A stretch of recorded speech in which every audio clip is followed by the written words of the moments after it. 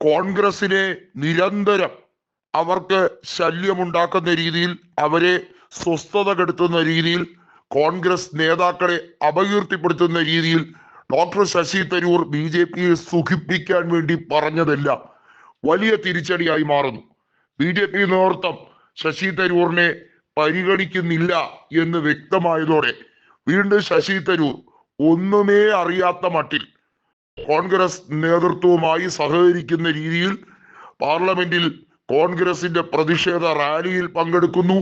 കോൺഗ്രസുമായി ചേർന്ന് എല്ലാ രീതിയിലും സഹകരിച്ച് മുന്നോട്ട് പോകാൻ പല അടവുകളും പയറ്റുന്നു.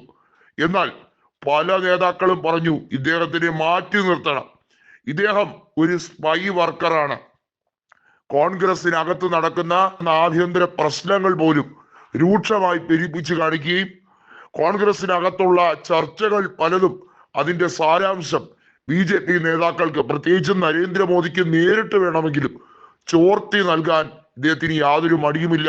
ഇദ്ദേഹത്തിനെ അടുപ്പിക്കരുത്, BJPയിൽ നിന്നും ആനുകൂല്യങ്ങൾ പലതും കിട്ടുമെന്നാണ് ഈ വിശ്വപൗരൻ ധരിച്ചത്.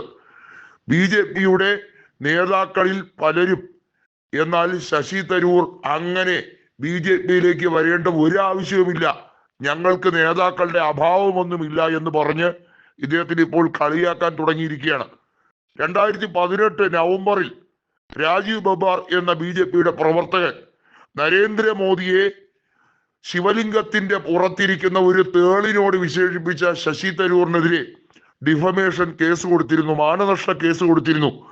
ഇതുമായി ബന്ധപ്പെട്ട വിഷയത്തിൽ കോടതി ഈ നടപടികൾ പൂർത്തീകരിച്ചുകൊണ്ട് ഈ കേസ് പിൻവലിക്കാൻ കഴിയില്ല, ഇത് മുന്നോട്ട് പോകണം, ഇതിൽ വിധി പറയും എന്ന് വ്യക്തമാക്കുമ്പോൾ ശശി തരൂർ ഇതിന് 2023 ഒക്ടോബർ മാസം സുപ്രീം കോടതിയെ സമീപിച്ച് ഈ കേസിന്റെ വിചാരണ നടപടികൾ നിർത്തിവെക്കണമെന്ന് സുപ്രീം കോടതിയിലേക്ക് ഹർജി കൊടുക്കുകയും അത് യാഥാർത്ഥ്യമാവുകയും ചെയ്തു.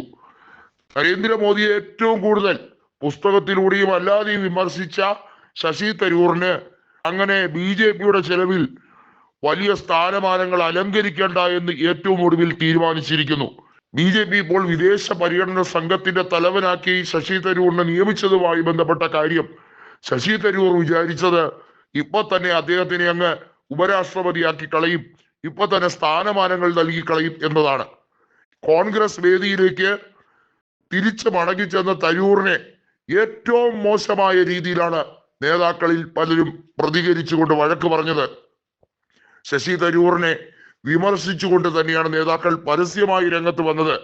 മല്ലികാർജുൻ ഖാർഗെയുടെ പിറന്നാൾ ചടങ്ങിൽ പോലും ശശി തരൂറുമായി പല നേതാക്കളും മിണ്ടാൻ പോലും ശ്രമിച്ചില്ല എന്നുള്ളത് അദ്ദേഹത്തിന് കിട്ടുന്ന ഏറ്റവും വലിയ മുഖത്തടി തന്നെയാണ്. ഒരുപക്ഷെ പല നേതാക്കളും ഇപ്പോൾ അദ്ദേഹത്തിനോട് വളരെയധികം അകലം പാലിച്ചു നിൽക്കുകയാണ്.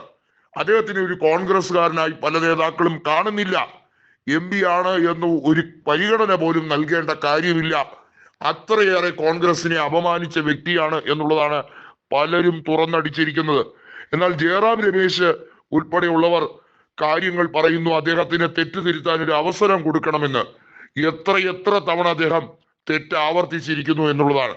സ്വന്തം ഭാര്യയുടെ മരണവുമായി ബന്ധപ്പെട്ട കാര്യത്തിൽ ദുരൂഹത നിറഞ്ഞു നിൽക്കുന്നത് കൊണ്ട് തന്നെ കേന്ദ്ര നേതൃത്വത്തെ പിണക്കാതിരിക്കാൻ വേണ്ടി ശശി തരൂർ നടത്തുന്ന നാടകങ്ങളാണ് ഇത് എന്നൊക്കെയാണ് അദ്ദേഹത്തിനോട് അടുപ്പമുള്ള പലരും അടിക്കുന്നത്.